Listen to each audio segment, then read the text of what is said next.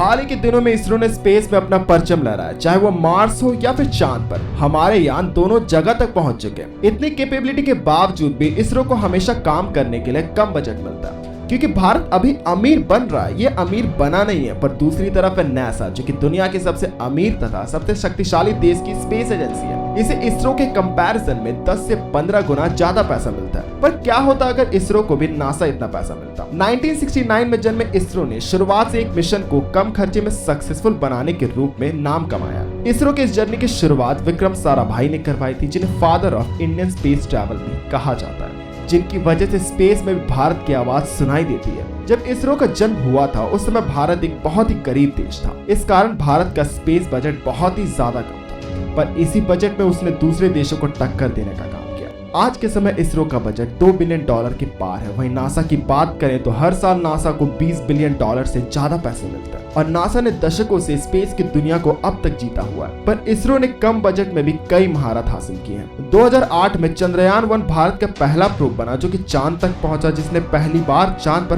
पानी की भी खोज की। वहीं 2014 में भारत ने भी सस्ते में ही मंगल ग्रह तक यान को भेज दिया। 2017 में एक रॉकेट में 104 सैटेलाइट को लॉन्च कर इसरो ने पूरी दुनिया के होश उड़ा दिए। वहीं 2015 की बात करें तो इसरो ने उस समय एस्ट्रोसैट को लॉन्च किया था, जो कि भारत का खुद का एक स्पेस टेलीस्कोप है। तो आप देख सकते हैं कि कम बजट में इसरो कितना आगे निकल गया। और इसी कम बजट में इसरो 2030 तक एक स्पेस स्टेशन भी बनाने के प्लान में। वैसे आज के समय इसरो को जितना भी पैसा मिलता उसी में इसरो फ्यूचर में ओशन की रिसर्च के लिए सैटेलाइट भेजेगा, चांद पर एक लैंडर और रोवर को लैंड करवाएगा, मार्स पर ऑर्बिटर भेजेगा, एक प्रोब जो कि शुक्र के पास जाएगा, वहीं सूर्य तथा जुपिटर पर भी इसरो यान भेजेगा। वहीं 2023 से इसरो खुद के दम पर पहले मानव को स्पेस में भेजेगा।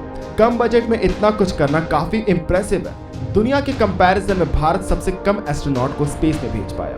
1984 में Rakesh Sharma Soviet space programme के तहत स्पेस में गए थे, पर इसरो खुद से मानव को स्पेस में नहीं भेज पाया। पर यह चीज तो गगनयान मिशन के साथ चेंज हो जाएगी। इसमें 3 अंतरिक्ष यात्री होंगे, जो कि पृथ्वी से 400 किलोमीटर ऊपर रहकर 7 दिन तक पृथ्वी का चक्कर लगाएंगे और सेफली वापस भी आएंगे। इसरो को सबसे कम गलती करने के लिए जाना चाहिए, जहां पर चांद पर दोबारा इंसानों को भेजने में नासा, रॉसकॉस्मोस, ESA तथा CNSA की हालत खराब है। वहीं इसरो का बजट अगर नासा इतना होता तो इसरो चांद पर इंसानों को आराम से पहुंचा देता। आज के समय इसरो का सबसे बड़ा गोल है स्पेस स्टेशन। फंड और टेक्नोलॉजी के कारण यह 2030 में लॉन्च होगा। पर हमेशा से अगर इसरो के पास नासा इतना बजट होता तो शायद आज इसरो मार्स पर भी इंसान को भेज दे रहा था, क्योंकि यह इतने सस्ते में हर चीज को कर देता कि पैसे इतने बच जाते हैं कि दूसरी चीजों पर भी बहुत रिसर्च करना पॉसिबल हो जाता है और कम टाइम में हम टेक्नोलॉजी में और आगे पहुंच जाते हैं। नासा ने चांद पर जाने के लिए सैटर्न V रॉकेट का यूज किया था, जिसके एक लॉन्च में आज के डेट के हिसाब से $1.23 बिलियन लग जाता है, अराउंड 9,000 करोड़ रुपए। पर इसरो ने तो मंगल तक अपने यान को सिर्फ 450 करोड़ में ही भेज दिया था। तो सोचिए ज्यादा पैसे में यह कहां से कहां पहुंच जाएगा। किसी भी फील्ड में ग्रोथ करने में मेन हाथ होता है रिसर्च एंड डेवलपमेंट टीम का, जो कि नए नए टेक्नोलॉजीज को खोजती है। इसरो की research and development team budget के कारण पीछे रह जाती है और टेक्नोलॉजी की कम नॉलेज की वजह से हमारा चंद्रयान-2 चांद पर क्रैश हो गया था।